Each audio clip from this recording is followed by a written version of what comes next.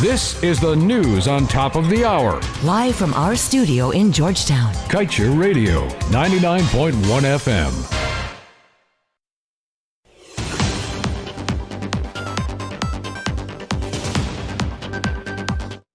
Good day, welcome to your news at noon on Kaieteur Radio. I'm Kevin Smith. Let's get to the news in detail.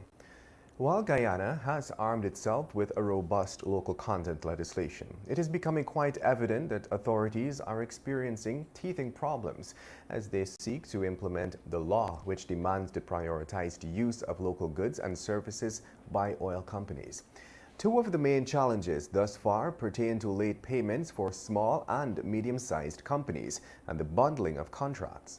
On both matters, Trinidadian local content expert and energy strategist Anthony Paul firmly asserts that Guyana can take steps to mitigate these issues, while adding that the country, with its significant oil wealth, can influence the procurement strategies of Exxon and others.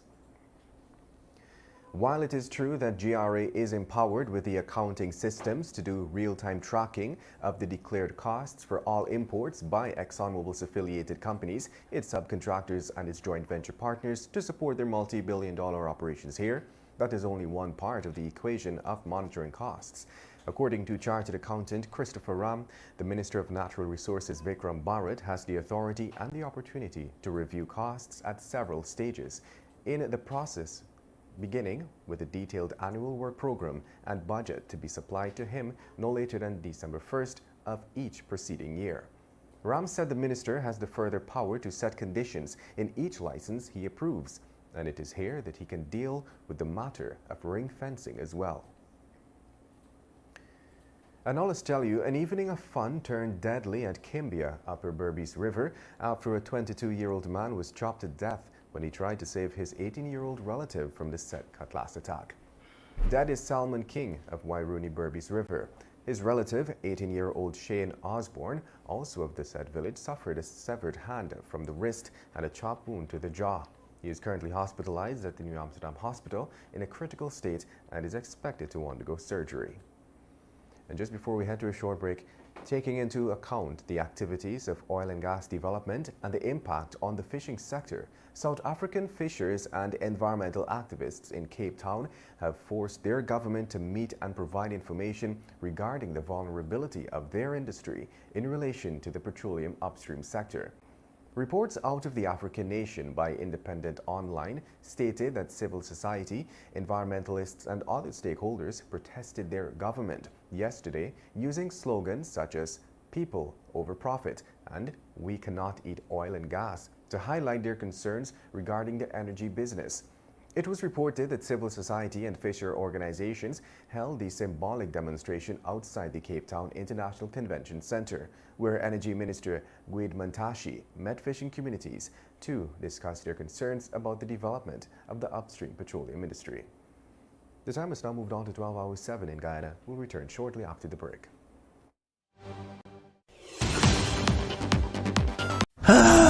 Not a single bar of service. Not with us. Digicel officially has the best mobile coverage in Guyana, be it in Aishalton or in Etteringban. We got you covered. Digicel, better together. This is GHK Lal inviting you to join me weekdays from Monday to Friday on the National Outlook for commentary on a range of issues. Immediately after the 12 noon and 7 p.m. newscasts on Kaieteur Radio at 99.1 FM and 99.5 FM. Looking forward to you sharing in the conversation.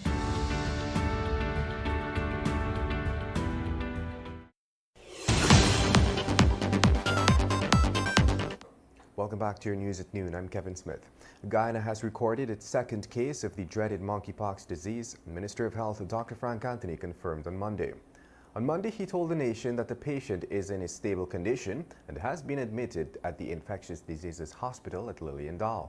While the minister did not give any details on the patient, he said the health officers have already engaged in contact tracing for possible victims. And a lawyer's letter has been issued to Vice President Bharat Jagdeo over statements of alleged libel he made against Vincent Alexander in his capacity as chairman of local nonprofit International Decade for People of African Descent Assembly, Guyana. The letter, written by lawyer U.C. Anderson, demands an apology, retraction as well as a $50 million compensation for the damage to Alexander's name as a result of libel. Anderson said that Jagdeo defamed Alexander by claiming that he had a personal financial interest in the administration of the affairs of the organization. According to Anderson, Alexander was never paid a penny and acted purely as a volunteer.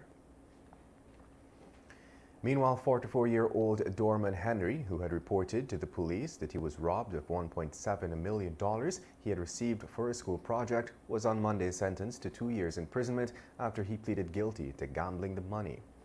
Henry appeared in the Georgetown Magistrates Courts before Senior Magistrate Leron Daly, who read the charge to him. The charge stated that at Main Street, Georgetown, while entrusted with $1.7 million by the Ministry of Amerindian Affairs to purchase materials for a school project, he converted same to his own use and benefit. Meanwhile, the Georgetown Chamber of Commerce and Industry will be seeking clarity on the process used by the Guyana Marriott Hotel to select an operator to provide taxi service to the facility. GCCI President Timothy Tucker told us that the agency will be seeking information from the hotel since some of its members had also submitted bids for the taxi service contract. Local taxi operators had complained that a foreign company was selected to service Marriott, while locals are being pushed out as the contract was handed to the Trinidadian company. When contacted, Tucker related that GCCI was not aware of who got the contract when the agency's name was put to him. And now let's tell you, since the country recorded its first COVID-19 death in March of 2020, most of the persons who have passed away from the virus are from Region 4. This is according to the Minister of Health, Dr. Frank Anthony, who announced on Monday during his COVID-19 update that out of the 1,278 recorded COVID-19 deaths, 588 were recorded in Region 4. And this time we close things off with a page 7 of today's Kaieteur News dedicated to being blunt. Value for money audit in health sector. Considering the amount of money that this country has spent on the health sector, not one Guyanese should be going to a private hospital. For all those hundreds of millions of American dollars, not far from $1 billion, budgeted in the last 3 years, not a single Guyanese should be pushed to a private pharmacy to get antibiotics or other essential medicines. Plenty spent and plenty of pain still at the same high levels. Where are all these millions going? Who is benefiting when sick Guyanese have to be operated on in challenging environments, received by medical professionals in a stockroom at the New Amsterdam Hospital? We must have a credible and reliable value for money audit. We should be firing and jailing the political and public service people responsible for what is nothing less than a national disgrace and tragedy. And that brings us to the end of today's News at Noon. I'm Kevin Smith. Thank you for listening. Want value for your advertising dollar? Then place your ads on Kaieteur Radio's newscasts. Streamed live on 6 different mediums, reaching hundreds of thousands. Advertise today and watch your dollar grow. Call us on 225-8465 or 226-8210 today.